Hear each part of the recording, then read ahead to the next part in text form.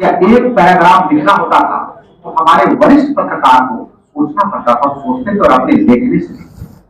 अब जो है रीडिंग हो रहा है तो उसका इम्पैक्ट क्या होगा। उसी प्रकार से यदि कोई इंफ्रास्ट्रक्चर बढ़ रहा है तो उसका सोशल इम्पैक्ट तरीके से यदि कोई बातें होती है तो हमारी सोसाइटी के लिए बहुत बेहतर होगा।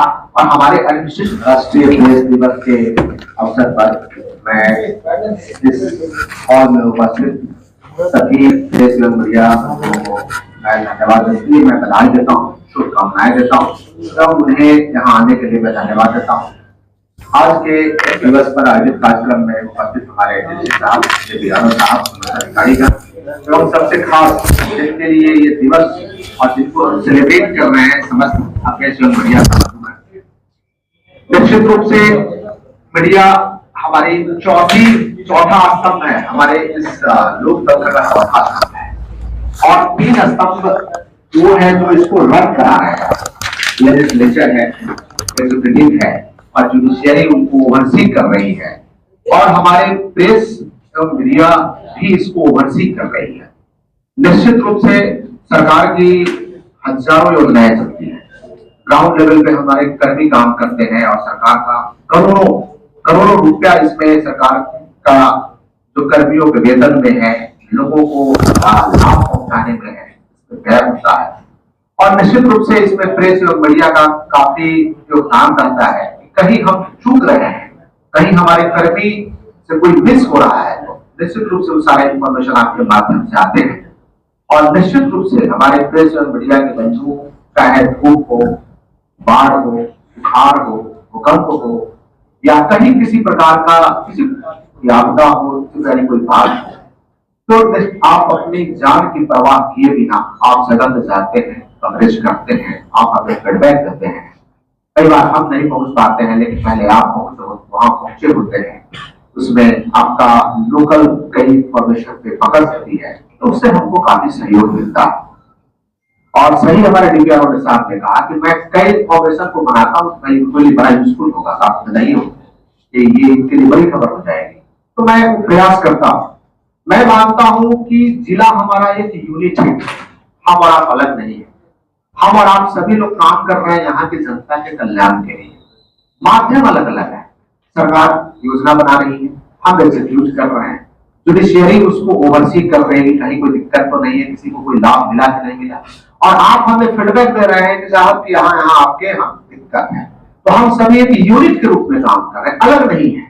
और सबसे खास मैं ये कहूंगा कि हम तो बाहर से आए, आप तो यही के मैक्सिमम जितने भी यहाँ शेयर कर रहे हैं, मैक्सिमम आप लोग यहाँ के को छोड़ करके तो आप अपने जिला के लिए काम कर रहे हैं। हम तो बाहर से आके काम कर रहे हैं लेकिन आप अपने घर में रहकर यहाँ के लिए काम कर रहे हैं। और खबर में एक चीज पे मैं जरूर फोकस करूंगा, हमारी जवाबदेही बढ़ रही है। पहले खबर यदि 4 लाइन या एक पैराग्राफ लिखना होता था तो हमारे वरिष्ठ पत्रकार को सोचना पड़ता था, सोचने तो अपने लेखनी से।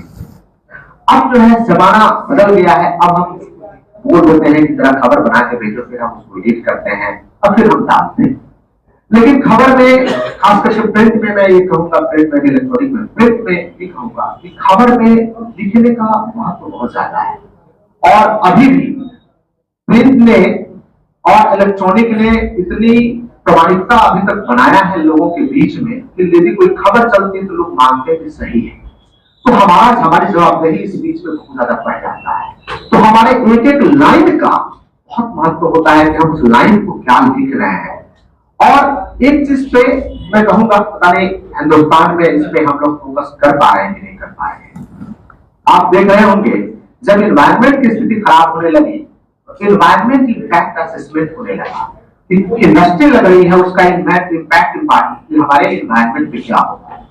कोई काम हो रहा, सड़क बन रहा है, इम्पैक्ट क्या होगा, माइनिंग हो रहा है तो उसका इम्पैक्ट क्या होगा।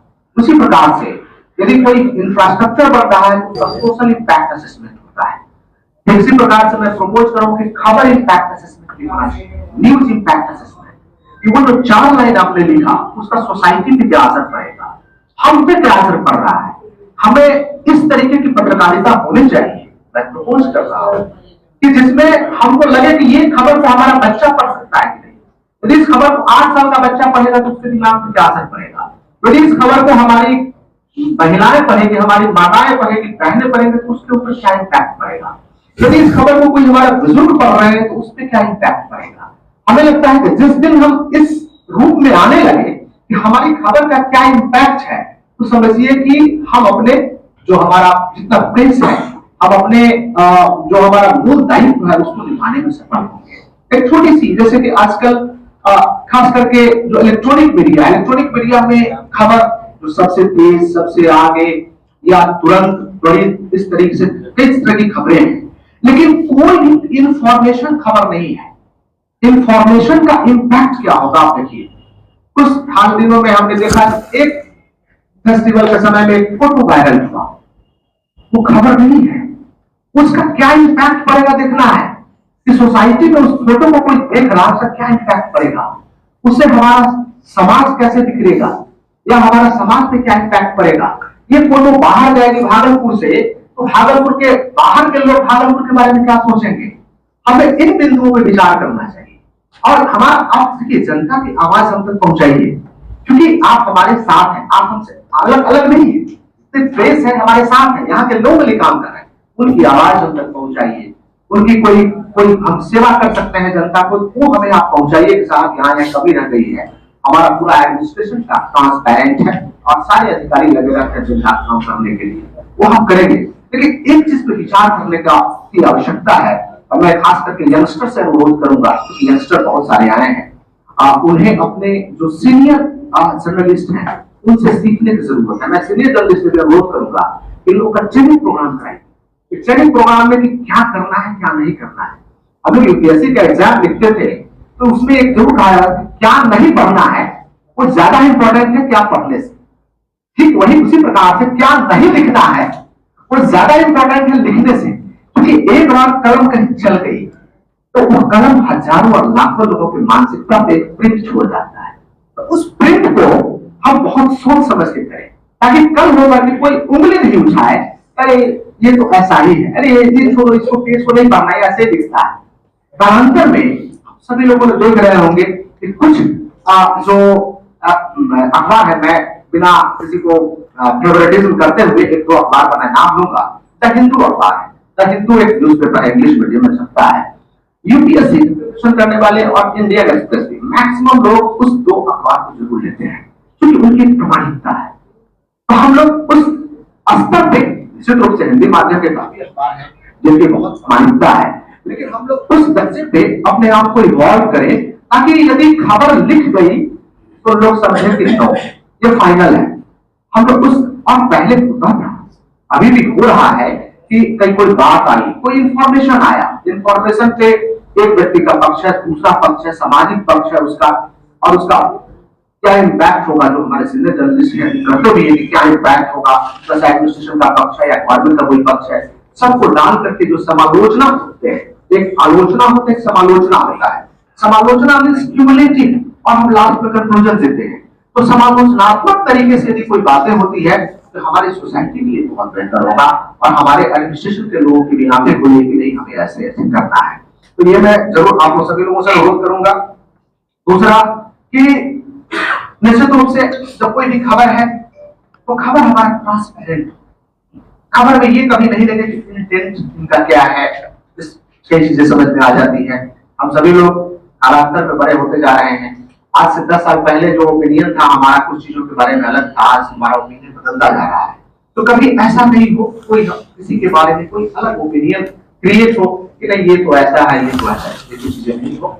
ऐसे रूप से आप सभी जो लोग भी यहाँ आप सभी लोग बैठे हैं इस हॉल में दिन रात मेहनत करते हैं, और मैं देखता हूँ चाहे हमारा इलेक्शन रहा हो, चाहे हमारी आपदा रही हो, बाढ़ रहा हो, चाहे हमारा फेस्टिवल रहा हो या हमारा कोई भी कार्यक्रम रहा हो, तो आप सभी लोगों ने कंधे से कंधे मिला करके श्रावणी मेला, जितना बड़ा मेला श्रावणी मेला, आप सभी लोगों ने कंधे से कंधे मिला करके हमारे साथ, हमारे प्रशासन के साथ दिया है।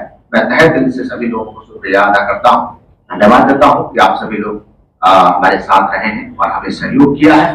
और आपसे अपेक्षा है कि हमारा मकसद एक ही, हम सबका मकसद है जनता का कल्याण, और उसमें जितनी सेवाएं हम डिलीवर कर सकते हैं आप हमारी आंखें खोलिए।